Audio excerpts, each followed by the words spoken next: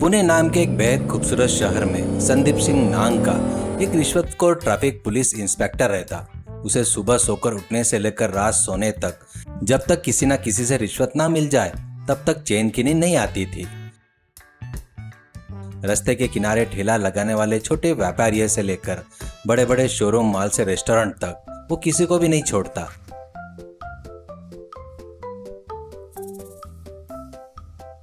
यहाँ तक रास्ते पर चलने वाले वाहन चालकों के पास से सारे कागजात बिल्कुल सही भी होते तो वह कोई न कोई बहाना बताकर उनसे पैर से ऐंठ ही लेता था। यह उसकी आदत बन चुकी थी। संदीप सिंह के नीचे बबलू नाम का एक पुलिस कांस्टेबल काम करता था। बबलू दिल का बहुत अच्छा इंसान था, लेकिन संदीप सिंह जो घटिया और गलत काम करता था, बबलू उन सभी कामों को व्यंग और मजाक के अंदाज में तारीफ करता था। मगर मूर्ख संदीप सिंह उसकी बातों को सच्ची तारीफ समझकर मन ही मन फुला नहीं समाता। देखा बबलू, आज सुबह ही मैंने उस बाइक वाले से, जिसके पास हेलमेट भी था, फिर भी सिर्फ यह कहकर मुझे उसकी गाड़ी का रंग पसंद नहीं आया, पूरे 508 लिए। कैसे लगा मेरा टैलेंट? अरे बाप रे, क्या टैलेंट है सर आपका। कल सुबह तो यमराज भी आपका यह रिश्वत लेने का टैलेंट देखकर डर जाएंगे और अपना यमपाश भी आपको रिश्वत में दे देंगे सर। आपकी इस अक्ल के लिए आपको पुलिस मेडल नहीं बल्कि म्युनिसिपैलिटी वाले की तरफ से बहुत बड़ा कूड़ेदान इनाम में मिलना चाहिए। संदीप सिंह ये सोचकर कि बबलू सच में तारीफ कर रहा है। थैंक यू बबलू, मेरी इतनी तारीफ मत करो, वैसे मुझे अपनी महानता के बारे में अच्छे से पता है। एक दिन संदीप सिंह इसी सड़क पर घूम रहा था, तभी उसे एक बगीचे में शांति से बैठे हुए एक दिव्य स्वामी जी दिखाई दिए। उन स्वामी जी के पास चमत्कारी और तांत्रिक शक्तियां थी। इसके अलावा उस शहर में रहने वाले हर इंसान की कुंडली और उसका स्वभाव स्वामी जी को पहले से ही जानते थे। ए स्वामी जी, यहाँ बैठकर क्या कर रहे हो? बिना इजाजत के बगीचे में बैठना जुर्माना है। जुर्माना भरोगे या 500 रिश्वत दोगे? जल्दी निकालो। बच्चा संदीप, मैं तो सब कुछ त्याग चुका हूँ, एक सन्यासी हूँ। मेरे पास पैसे और नोट कहाँ से आएंगे बाबा? मेरे सामने तुम्हारी ये वेदांते वाली बातें नहीं चलेंगी स्वामी जी। अगर पैसे नहीं है तो अपनी जायदी शक्ति से मुझे कोई अच्छा वरदान दे दो, वरना मैं तुम्हें अभी के अभी लॉकअप में बंद कर दूंगा और चोरी का केस लगाकर अंदर डाल दूंगा। समझ गए ना? सावधान रहो। स्वामी जी ने मनी मन मुस्कुराते हुए सोचा कि इसे सही सबक सिखाना होगा। उन्होंने हवा में हाथ घुमाया और एक जादुई लकड़ी पकड़ करके संदीप को दे दी। बच्चा संदीप, ये एक जादुई लकड़ी है। अगर यह तुम्हारे पास रही तो तुम्हारी पूरी जिंदगी ही बदल जाएगी।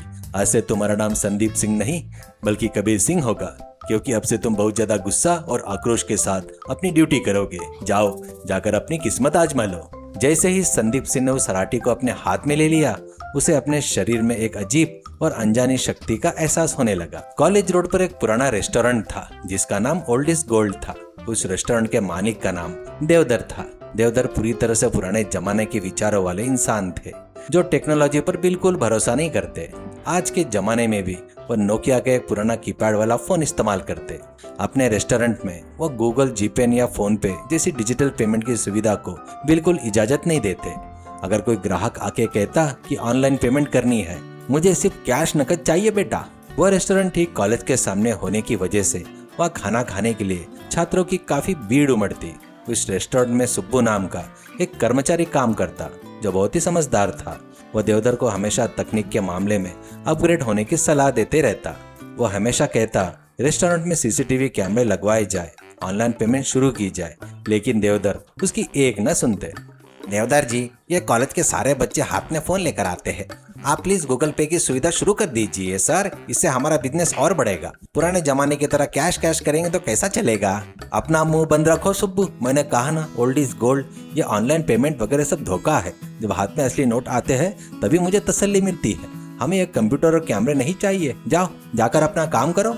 ठीक उसी समय इंस्पेक्टर संदीप सिंह उस जादुई लाठी को हाथ में लेकर रेस्टोरेंट में दाखिल हुए। वो सीधा काउंटर के पास आए। ए देवदर, इस महीने के रिश्वत के 5000 रुपए निकाल, वरना मैं केस दर्ज कर दूंगा कि तुम्हारे रेस्टोरेंट में सड़ा हुआ चिकन बेचा जाता है। अरे नहीं सर, मैं अभी देता हूँ। यह कहते हुए देवदर ने कैश बक्सा खोला और नोट निकालने लगा, लेकिन इससे पहले कि वह पैसे संदीप सिंह के हाथों में देता, संदीप सिंह के हाथ में मौजूदा जादुई लकड़ी अचानक हवा में लहराई। उसने संदीप सिंह के हाथों को पूरी तरह से अपने काबू में ले लिया। संदीप सिंह ऐसा बिल्कुल नहीं करना चाहते थे, लेकिन उस जादुई लकड़ी के असर के कारण उसकी आंखें बड़ी हो गई और वह जोर जोर से चिल्लाने लगा। उसने काउंटर पर रखे कांच के गिलास प्लेटों पर लाठी से दे दनादन मारना और उन्हें तोड़ना शुरू किया। अरे मैं एक एंग्री मैन हूँ, कबीर सिंह हूँ, मेरे सामने ये प्लेटें कैसी रखी है, मैं सबको तोड़ दूंगा। वो इतने पर ही नहीं रुका। रेस्टोरेंट में बैठकर शांति से नाश्ता कर रहे कॉलेज के छात्र के पास जाकर वो गंदी गंदी गालियां देने लगा। उनकी प्लेटों को भी लाठी से तोड़ डाली। उस लाठी ने संदीप सिंह से अजीबोगरीब डांस भी करवाया और पूरे रेस्टोरेंट में हंगामा खड़ा कर दिया। सभी छात्र डर के मारे चीखते चिल्लाते हुए सड़क की तरफ भागे। संदीप सिंह खुद बहुत बुरी तरह डर गया था। अरे बाप रे, ये लाठी तो मुझे जान से मार डालेगी। यह चिल्लाते हुए उसने उस जादुई लकड़ी को वहां फेंक दिया और देवदर के दिए हुए रिश्वत के पैसे समेटकर सीधे पुलिस स्टेशन की तरफ भाग गया। अपने पूरे रेस्टोरेंट को तबाह होते देख देवदर अपना सिर पकड़कर रोने लगा। तभी सुब्बू गुस्से में तिलमिलाकर बोला, देवदर जी, वह पुलिस वाला है तो क्या हुआ, उसे हमें इस तरह नुकसान पहुंचाने का कोई हक नहीं है। हमें उसे रिश्वत भी दी, फिर भी उसने सब कुछ तोड़ दिया। चलिए हम अभी के अभी सिटी सर्कल इंस्पेक्टर के पास चलते हैं और उसके खिलाफ शिकायत दर्ज करवाते हैं। दोनों भागते हुए पुलिस स्टेशन पहुंचे। वहां सर्कल इंस्पेक्टर अपनी कुर्सी पर बैठे हुए थे। उनके बगल में संदीप सिंह खड़ा था। सर, आपके इंस्पेक्टर संदीप सिंह ने मेरे रेस्टोरेंट में आकर मुझसे 5,000 रुपये की रिश्वत ली। जब मैंने पैसे दे रहा था तो उन्होंने मेरी एक न सुनी और पाब्लो की तरह बर्ताव करते हुए मेरी दुकान का सारा सामान और कांच के गिलास तोड़ दिए। उसने मुझे बर्बाद करके सड़क पर ला दिया सर। सर्कल इंस्पेक्टर ने बहुत गुस्से में संदीप सिंह की तरफ देखा। संदीप सिंह तुरंत घबरा गया। सर, आप इनकी बातों पर बिल्कुल भरोसा मत कीजिए सर। ये लोग मुझ पर झूठे और बेबुनियाद आरोप लगा रहे हैं। मैं तो वहाँ सिर्फ चाय पीने गया था।